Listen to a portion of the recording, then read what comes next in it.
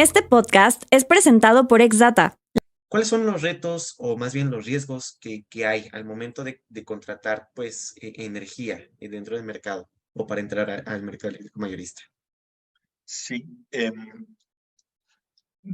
estamos en el supuesto de que hay dos tipos de usuarios, aquellos que en forma agregada, sin entrar en las particularidades, tengan una demanda igual o mayor a un mega, y estos pueden entrar en una modalidad que se llama el suministro calificado, es decir, pueden volverse usuarios calificados y negociar bilateralmente los contratos en forma libre y tan ocurrente como quieran, ¿vale?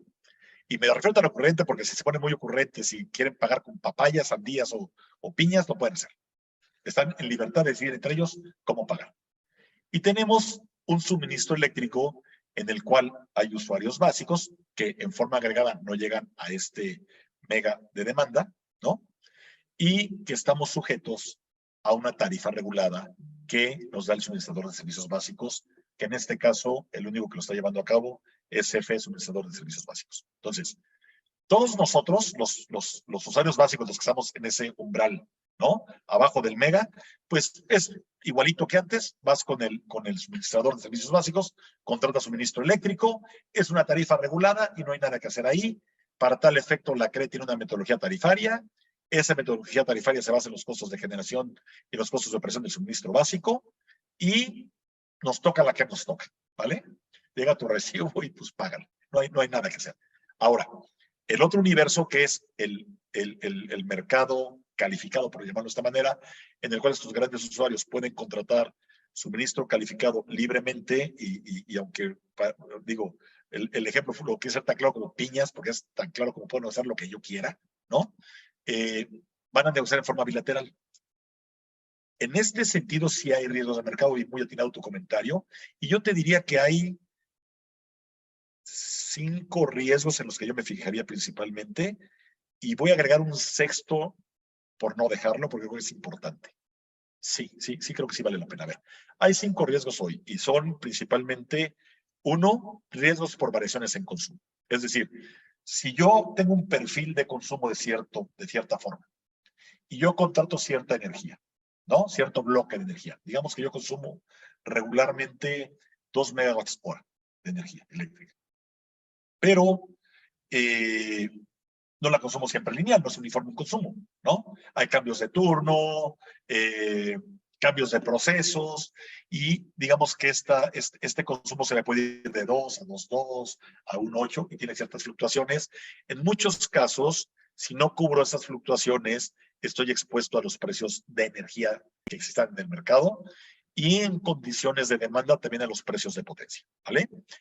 Tengo que ver cómo cubrir eso y tú dirás qué tan relevante es o no. Bueno, pues en el año 2021, que el precio sale en 2021 de un mercado de balance de potencia, para quien no estuvo cubierto, el precio de potencia fue 0.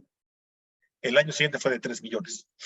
Entonces, muchos que no estuvieron cubiertos hoy estuvieron dándose cuenta que les costó mucho más caro que haber tenido un suministro eficiente por muchos años. O sea, perdieron mucho dinero por no haber estado cubiertos. Entonces, ¿es un riesgo las variaciones de consumo? Sí, un riesgo grande, relativamente sí.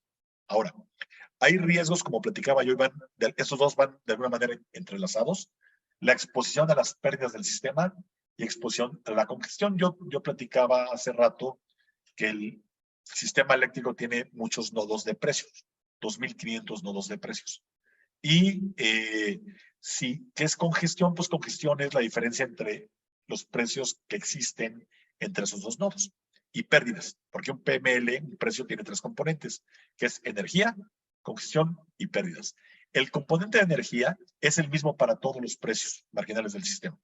Entonces, siendo eso igual, lo único que varía es pérdidas y congestión.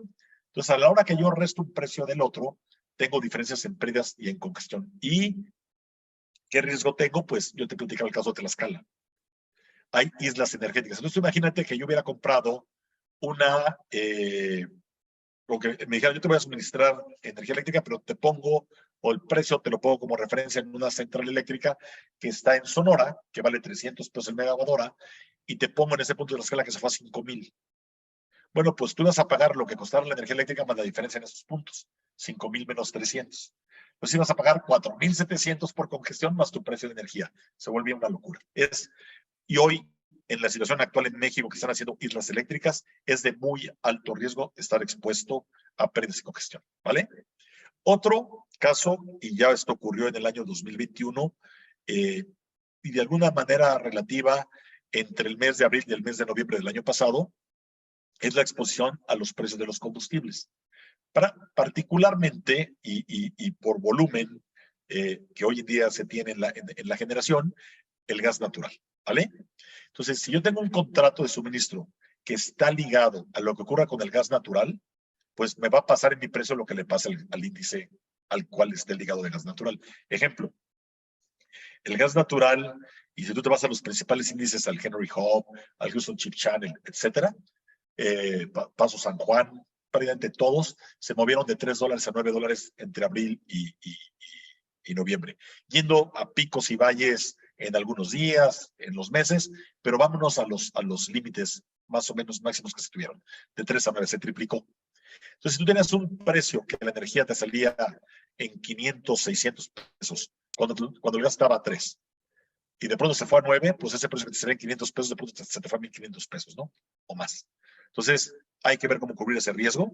Y el otro es el tipo de cambio. Yo también creo que si tu cobranza y tus operaciones en pesos, no te expongas a un suministro en dólares. Porque si hay una gran variación en tipo de cambio, te va a pegar en tu suministro y dirás, ¿por qué? Si estamos en México, pues sí, pero el suministro eléctrico al final del día, de alguna manera, está ligado a precios de inversión, a precios de commodities estandarizados o indexados en dólares, ¿vale? Es decir, el gas hoy vale $3 el MMBTU y el precio de referencia es de $3 MMBTU, a lo que valga, a lo que sea el tipo de cambio, ¿vale? Entonces, cubre el tipo de cambio.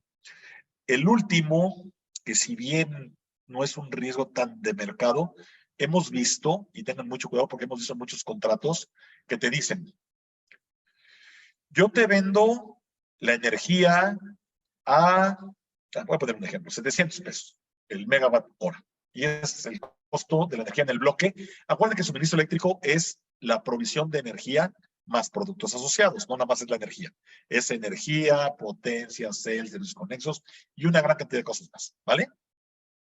Estoy en el punto en el producto de energía, que es digamos, el que más abulta en la cuenta, ¿no?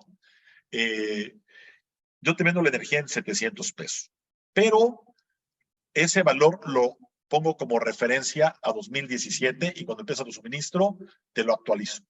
No, pues espérame, ya no son 700 pesos. Si yo vengo de 2017 a 2023, tal vez se vuelven 1,200, ¿no? Muchos contratos están así porque quien desarrolló una central eléctrica hizo su proyecto y lo valoró en ese año. En ese año ocurrió su Project Finance y lo hizo así. Y tal vez se dio cuenta que por condiciones de mercado se quedó caro, ¿no? Entonces, como me quedé caro, pues mejor digo que está barato, pero realmente lo estoy poniendo a un precio de hace, ¿no? 7 años, 8 años, que a la hora que lo actualizo ya no es así, ¿no? Entonces, eso hay que tener cuidado porque nos lo hemos encontrado en muchos contratos y es de alto riesgo. O sea, nos han tocado casos que estos precios prácticamente, por ejemplo, cuando estaban indexados al PPI, ¿no? Al índice de producción de Estados Unidos, ¿no? Al Producer Price Index. Si tú ves el crecimiento del PPI del 2016, 2017 a la fecha, ha sido de 60%, muy grande. Entonces, muchos contratos han tenido un gran impacto y hay que tener cuidado con mucha de la letra chiquita. Entonces, esos, para mí, son los principales riesgos que yo cuidaría con lupa.